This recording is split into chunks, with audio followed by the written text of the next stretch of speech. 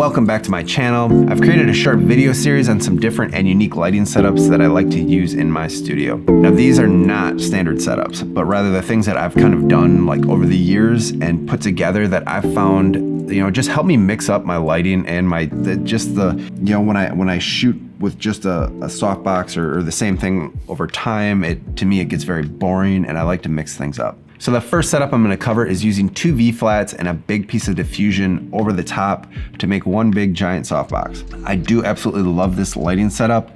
It allows me to have like a big, huge, soft window style lighting while using flash. And since I don't have any large windows in my studio, this has been really, really nice to be able to do. So I made these V-flats with 2 4x8 sheets they're like a gator board style. I got them from my local sign company. I did have to call around and find a sign shop that could actually get these because I needed them specifically with one side white and one side black. And they actually had to special order them for me. So if you're not in a big city, this might be something that you have to do. So just keep that in mind. Now for the diffusion, I purchased, it's the Matthews 8x8 overhead butterfly diffusion fabric. And this particular one has grommets in it, which is really, really nice. Now you wouldn't necessarily have to purchase like a specific diffusion made for photography.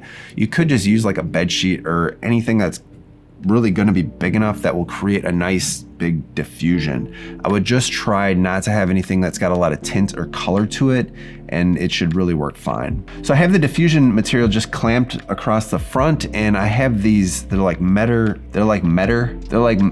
coated metal wires, and they support, I have just hooks in the ceiling, and it just keeps everything from bowing and being pulled in. In the past, I've just hung it from the ceiling too without the V-flats and just shot through it, and that's worked too, but it doesn't control the light quite as much. And with the V-flats, it allows you to bounce the light off the V-flats back in, and it gives you a much softer, just really, really beautiful light.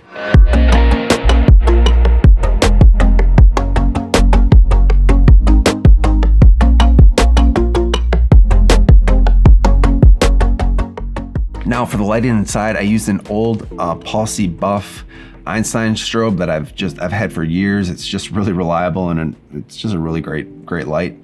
And then I also have 2 other small, the little Flashpoint 300s set with optical on their optical slave setting. So they just fire with the other one. When that one triggers, it just triggers them. Now ideally I would like to have like 5 lights, 1 in the middle and 1 in each corner. That would really give you really even light coming out, but I currently do not have enough lights to do this, and it's worked pretty well just set up like this, so that's what I'm doing. So like I said, this really provides a really nice large light source, and it's very flattering. So another thing I really like about it is that I can have the subject just moving around, and there's a big area where the light quality is just great. So you don't have to be really specific how like sometimes you have to be very specific. Like if you're using hard light, you have to point the light, in the exact direction. With this, it's very flexible in moving someone around in it. So I can move them closer to darken it if I want. I can move them further away, and it kind of opens things up. And it's just, like I said, it's just really, really versatile, and I love it. The other thing is I can change the angle on my subject. You can do this with all lighting, but if you want more shadows, you just kind of shoot more opposite the light, and so you just kind of change that. Or if you want to, more of a flat lighting, then you would go the other direction.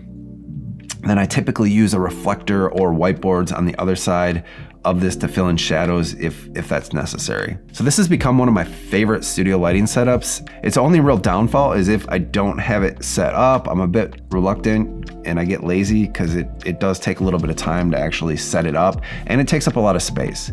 Other than that, it's perfect. I wanted to share this setup with you. It's not super difficult to get this stuff and put it together. So I do hope that you found this lighting setup interesting, and maybe give this a shot, or try something similar. In the next video, I'm going to show you a light modifier that I just recently picked up and I'm having a ton of fun with. So definitely stay tuned for that, and we'll see you next time.